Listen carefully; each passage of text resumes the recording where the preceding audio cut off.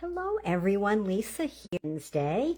I hope everyone had a very crafty week. If you got inky in this last week, leave me a comment. Let me know what you worked on. We're going to jump into our drawing from last week. I made these adorable little nugget treat holders. Super quick, super easy. You could just whip out a ton of these in no time. Carry them in your purse. Give them out when you meet someone, when you're in line in the post office, when you're out to dinner. Leave one for your server with their tip. Hand them out at work. Possibilities are endless for these little cuties here. Okay, so I have my tickets with the names from my comments from last week. You'll notice that I do not have my little gold bag back yet. Fingers crossed that I will have it for next week. I totally feel lost without it. And this bag here, though it is so very pretty. Thank you again, Annette. It's a little large for my little drawings. Mix these little babies up here. And let me grab one. And we have Jennifer. Well, congratulations, Jennifer. These little nugget holders are for you. Okay, everyone. So tell me, do you get trick-or-treaters to your home? Do your trick-or-treaters ever have their furry family members with them? There's lots of times when we have trick-or-treaters come and they have their little and big dogs with them. So I thought tonight we would make a treat holder for when our furry friends come trick-or-treating. This is another super easy treat to make. I just used a small milk bone. I had wanted to make it in two sizes, but I actually only had one large milk bone biscuit left, so we just went with the small ones tonight. I used the Fright Night dies. I certainly have been giving these a workout, and I used the small one tonight, and I cut it in pumpkin pie. Of course, you can make it in any color. And I also used the Spooky Halloween stamp set. And I used, I don't know if you noticed, actually, I guess sometimes I'm a little slow. I didn't realize at first when the stamp set came out that our little trick-or-treaters here are actually a cat and a dog. So we have a Franken-dog there. So we're going to use him tonight for our treat holder, and just the word treat from this sentiment. So let's get started. As you can see, I have very, very minimal supplies tonight.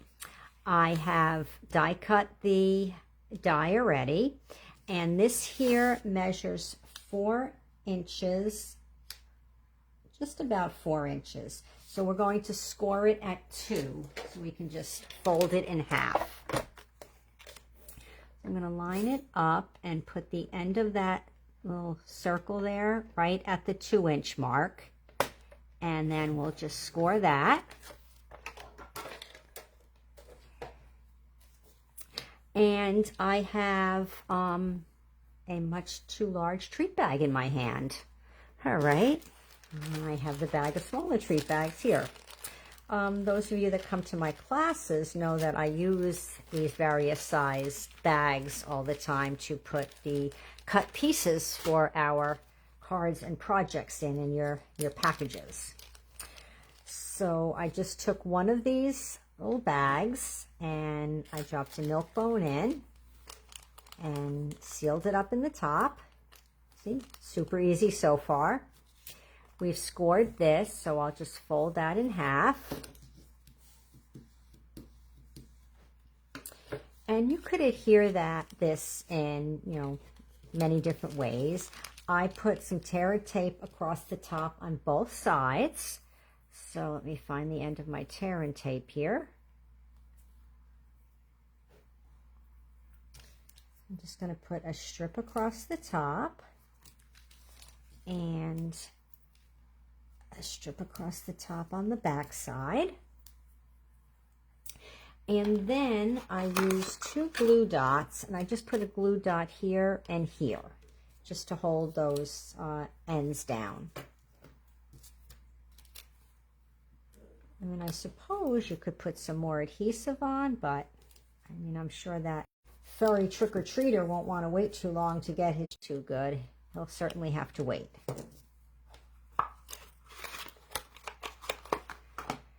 So you could put this all the way down also, but I chose to put it up a little bit so that you could see the full milk bone. You just need to peel these strips off here. You just have to be careful because when you put the adhesive on the plastic rather than on paper, you just have to make sure it adheres there before you pull the strip. A little different than using it on paper, which it immediately sticks to.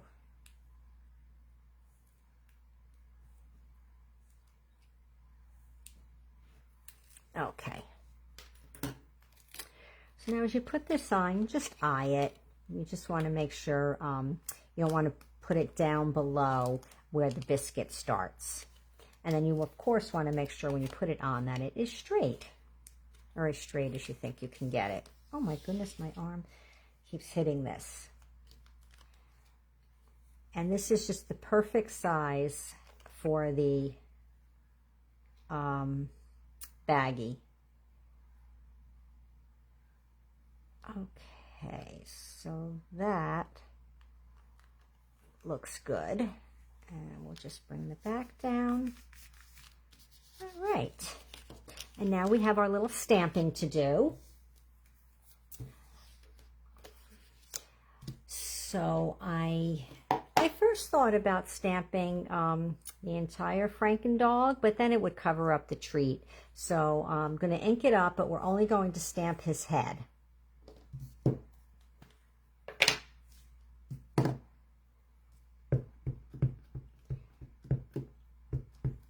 sure I get that inked good. Okay, and let me stamp his head. And then going to stamp the sentiment. We are going to just cut a portion of that out, so I don't even need to ink the entire stamp up.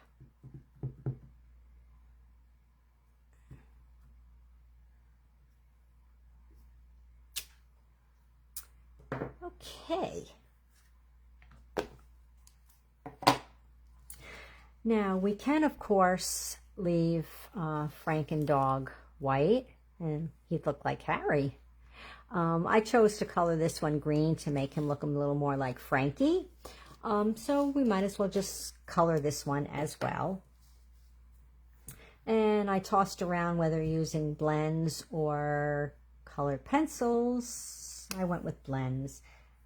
Actually, they aren't something that I use all that often, but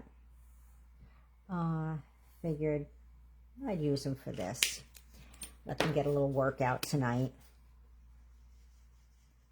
And if you want to know why I don't use blends very often, it's because I'm really not that great of a colorer. But you can't really make a mistake with this.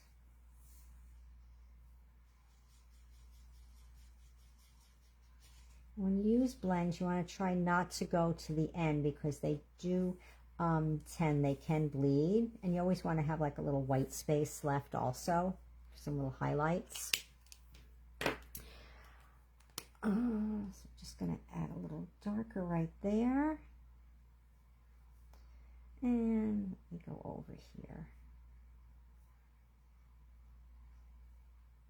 and I'm leaving that little patch there by his eye uncolored. Okay, now this stamp set does have dies that go with it, but I'm just going to quickly fussy cut his head. No need to bring the machine and the die out, and just quickly go around here and cut his head out. I know a lot of people like to fussy cut. I don't mind fussy cutting as long as it's not too intricate. I'm just going around here. This is easy. And we will also be fussy cutting the sentiment because I chose just to use that one portion of it. So make sure you leave me a comment letting me know if you get trick-or-treaters, if you ever do get any furry trick-or-treaters. I think it's so cute when they come, especially if they have costumes on as well. If you have a dog, let me know if your dog has a costume. Harry has a costume. He has a pumpkin costume. And he also has a bandana for Halloween. Okay, with treat, nothing fancy, particular. I just kind of cut up there and that way. And down, might not even be straight, but I just thought it was cute to just cut that part out. And of course, I used dimensionals. Wanted to pop these up.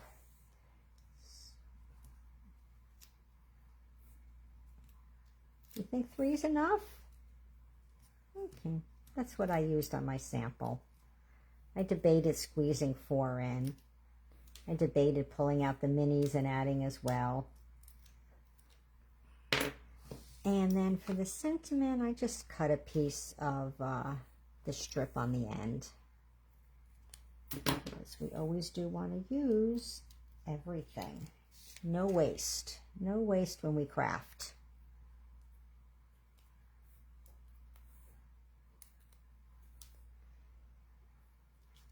And now, just want to make sure both of these will fit on there. That's a tree. I mean, you could always take a sponge also and sponge around where it says treat.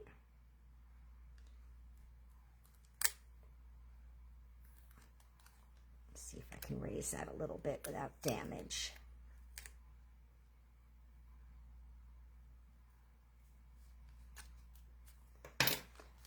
Okay, my crafty friends. There is our tree holder tonight. So, tell me what you think. Will you be making some of these for your furry trick-or-treaters when they come? I know I'm going to be making some of them for when I have some furry friends coming. Okay, everyone, do leave those comments. Let me know what you think about this. I think it's just so cute when they come, just hand this to them along with the, you know, little kids with their little pumpkins or sacks they use when they trick-or-treat. Okay, everyone, I know this was super quick, but it was just such an adorable idea I came up with that I had to share it during a Facebook Live. Okay, everyone, what news do I have to tell you? Stampin' Up! Announced they will be phasing out the rubber stamps and will be strictly photopolymer going forward.